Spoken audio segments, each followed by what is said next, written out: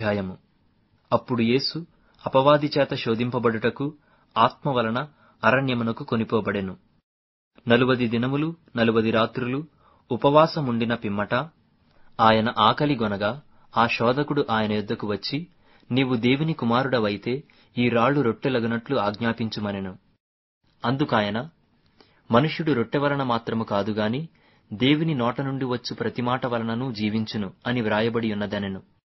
అంతట అపవాది పరిశుద్ధ పట్టణమునకు ఆయనను తీసుకుని పోయి దేవాలయ శిఖరమున ఆయనను నిలువబెట్టి, నీవు దేవుని కుమారుడవైతే క్రిందికి దుముకుము, ఆయన నిన్ను గూర్చి తన దూతలకు ఆజ్ఞాపించును, నీ పాదం ఎప్పుడైనను రాతికి తగులకుండా వారు నిన్ను చేతులతో ఎత్తికొందురు అని వ్రాయబడి ఉన్నదని ఆయనతో చెప్పెను. అందుకు యేసు, ప్రభువైన నీ దేవుని నీవు శోధింపవలదని మరియొక చోట వ్రాయబడి ఉన్నదని వానితో చెప్పెను.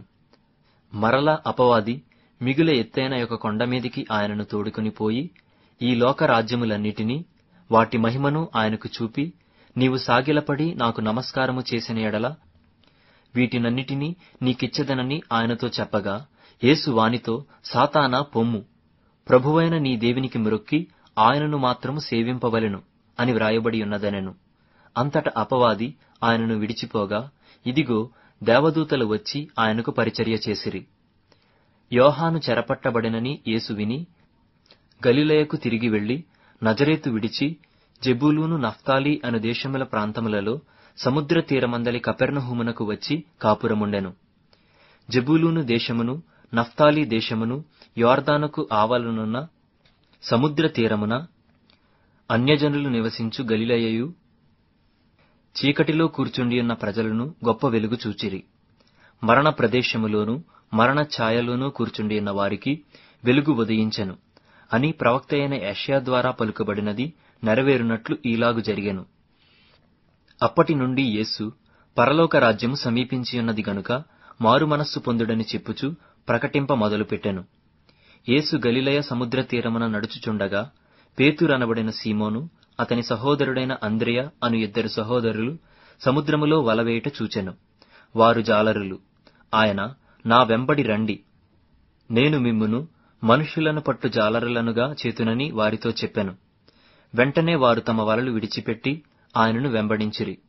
ఆయన అక్కడ నుండి వెళ్లి జెబెదయి కుమారుడైన యాకోబు, అతని సహోదరుడైన యోహాను అను మరి 2 సహోదరులు తమ తండ్రి అయిన జెబెదయి యొద్ద దోనెలో తమ వలలు బాగుచేసికొనుచుండగా చూచి వారిని పిలిచెను. వెంటనే వారు తమ దోనెను తమ తండ్రిని విడిచిపెట్టి ఆయనను వెంబడించిరి. యేసు వారి సమాజ మందిరములలో బోధించుచు దేవుని రాజ్యమును గూర్చిన సువార్తను ప్రకటించుచు ప్రజలలోని ప్రతి వ్యాధిని రోగమును స్వస్థపరచుచు గలిలయయందంతటా సంచరించెను. ఆయన కీర్తి సిరియా దేశమంతటా వ్యాపించెను.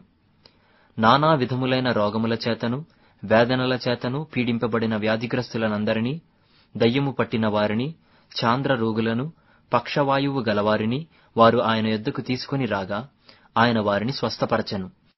గలిలయ, దెకపొలి, యెరూషలేము, యూదయ అను ప్రదేశముల నుండియు యొర్దానునకు అవతల నుండియు బహు జనసమూహములు ఆయనను వెంబడించెను.